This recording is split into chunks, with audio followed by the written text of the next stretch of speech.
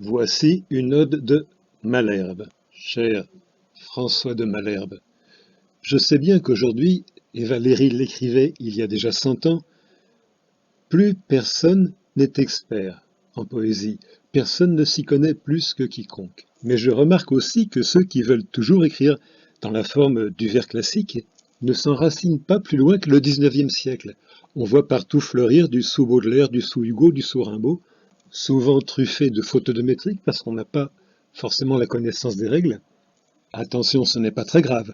Je comprends qu'on s'en fiche complètement et que l'on soit content d'écrire comme ça. D'ailleurs, le grand Raymond Broudillet m'a promis qu'il allait venir faire une petite mise au clair sur le grand sujet de la poésie en toute fin de vidéo. Il est fidèle à ses promesses. Soyez patient, vous pourrez l'entendre. Ouais, la poésie. La poésie, c'est qu'une affaire de potes, c'est des copains entre eux. Regarde, Pléiade, Ronsard, Baïf, Bello, Sponde, Dubélé. Ils disent qu'ils sont poètes, mais ils sont que des potes. Pareil, 17e, là, ils disent, ouais, t'as Racine, La Fontaine, Mais Boileau. j'en reviens à ceux soucieux de perfection formelle. Beaucoup m'interrogent sur le fatras des règles, le liatus, l'alternance des rimes masculines, féminines, synérèse, diérèse, comptage, etc. Mais vous ne l'apprendrez ni de ma bouche, ni d'aucun traité de versification. Cela ne s'apprend que par la lecture inlassable, par goût, par passion même, par la lecture inlassable de ceux dont le travail poétique a survécu à leur époque. Aujourd'hui, ce sera Malherbe qui vous montre comment composer 15 strophes de 6 vers, chaque strophe mêlant de façon plutôt originale alexandrin et octosyllabes. Nicolas de Verdun. Donc j'apprends, premier président de la Chambre de Paris, conseiller du roi. Nicolas de Verdun. La consolation que Malherbe lui adresse sur la mort de son épouse. Sacré ministre de Thémis, Verdun en qui le ciel a mis une sagesse non commune, sera-ce pour jamais que ton cœur abattu laissera sous une infortune, au mépris de ta gloire accabler ta vertu. Toi de qui les avis prudents en toutes sortes d'accidents sont loués même de l'envie, perdras-tu la raison jusqu'à te figurer que les morts reviennent en vie et qu'on leur rende l'âme à force de pleurer? Tel qu'au soir on voit le soleil se jeter au bras du sommeil, tel au matin il sort de l'onde, les affaires de l'homme ont un autre destin. Après qu'il est parti du monde, la nuit qui lui survient n'a jamais de matin. Jupiter, ami des mortels, ne rejette de ses autels ni requête ni sacrifice. Il reçoit en ses bras ceux qu'il a menacés et qui sait nettoyer de vices, ne lui fait point de vœux qui ne soient exaucés. Neptune, en la fureur des flots, invoqué par les matelots, remet l'espoir en leur courage, et ce pouvoir si grand dont il est renommé n'est connu que par les naufrages dont il a garanti ceux qui l'ont réclamé. Pluton est seul entre les dieux, dénué d'oreilles et d'yeux, à quiconque le sollicite. Il dévore sa proie aussitôt qu'il la prend, et, quoi qu'on lise d'Hippolyte, ce qu'une fois il tient, jamais il ne le rend. S'il était vrai que la pitié de voir un excès d'amitié lui fit faire ce qu'on désire, qui devait le fléchir avec plus de couleur que ce fameux joueur de lyre qui fut jusqu'aux enfers lui montrer sa douleur? Cependant il eut beau chanter, beau prier, presser et flatter, il s'en revint sans Eurydice. Et la vaine faveur dont il fut obligé fut une si noire malice qu'un absolu refus l'aurait moins affligé. Et la vaine faveur dont il fut obligé fut une si noire malice qu'un absolu refus l'aurait moins affligé. Mais quand tu pourrais obtenir que la mort laissât revenir celle dont tu pleures l'absence, la voudrais-tu remettre en un siècle effronté qui, plein d'une extrême licence, ne ferait que troubler son extrême bonté? Que voyons-nous que des titans, de bras et de jambes luttant contre les pouvoirs légitimes, infâmes rejetons de ces audacieux qui, dédaignant les petits crimes, Pour en faire un illustre, attaquèrent les cieux.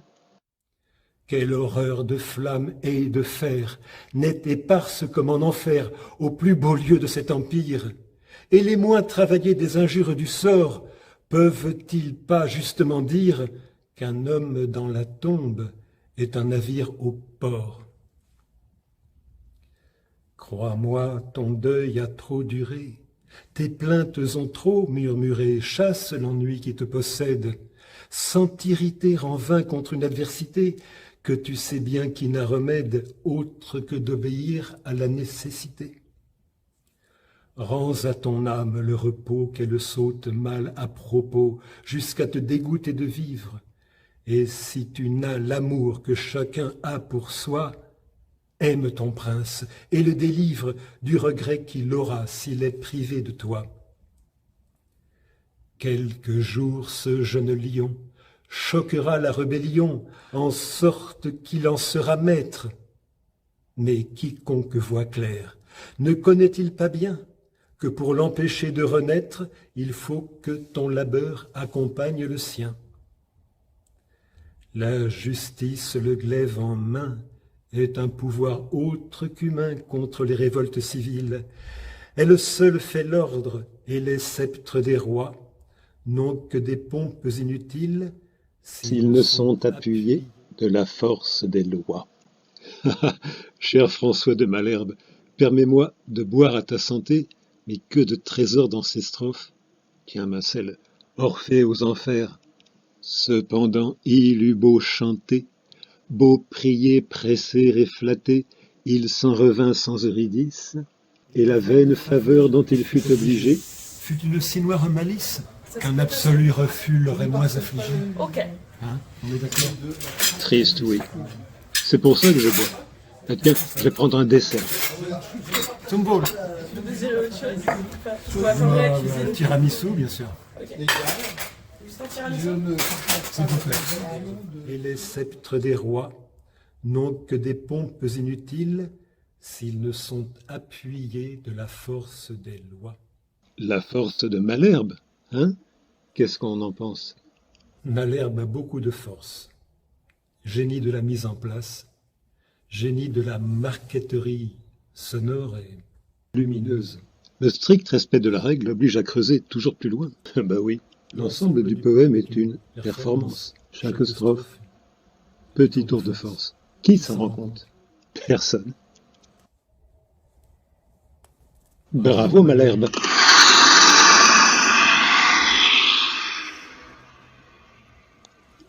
Ouais, la poésie.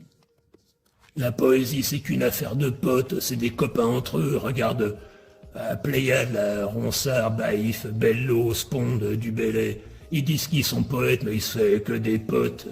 Pareil, 17e, là, ils disent, ouais, t'as Racine, La Fontaine, Boileau, tous ces Corneille. Ouais, on va dire qu'on est poète. Aujourd'hui, c'est pareil, là, tous les mecs de Beaubourg, là, je te dis pas les noms, bah, pareil. Et de l'université, ouais, on dit qu'on est poète, mais ils sont pas plus poètes que toi ou moi. Hein. Ah oui, mais vraiment, une affaire de potes, une affaire d'humain. Une affaire d'humain. Comment s'appelle ce compositeur-là, qui avait travaillé avec Messiaen, la génération juste un peu plus proche de nous? Stockhausen. Son nom me reviendra. Il a composé des œuvres qu'il a projetées vers le ciel avec des haut-parleurs, espérant toucher des vies extraterrestres. La gloire mondiale, oui. La gloire de Michael Jackson. Mais je ressors le Valéry. Aux esprits profonds, il est refusé de s'admirer par le détour de la ferveur d'autrui. Voilà. On sait ce qu'on fait, on est le premier à se rendre compte à quel point toute valeur artistique est relative. Ce qu'on dit génial, c'est ce qui nous suffit. c'est tout. Pour ceux qui n'en ont pas marre, une vidéo sur YouTube intitulée Vers un théâtre d'art. À partir de la minute 36-37, on y verra ce qui nous suffit. Poésie, diction, art des gestes.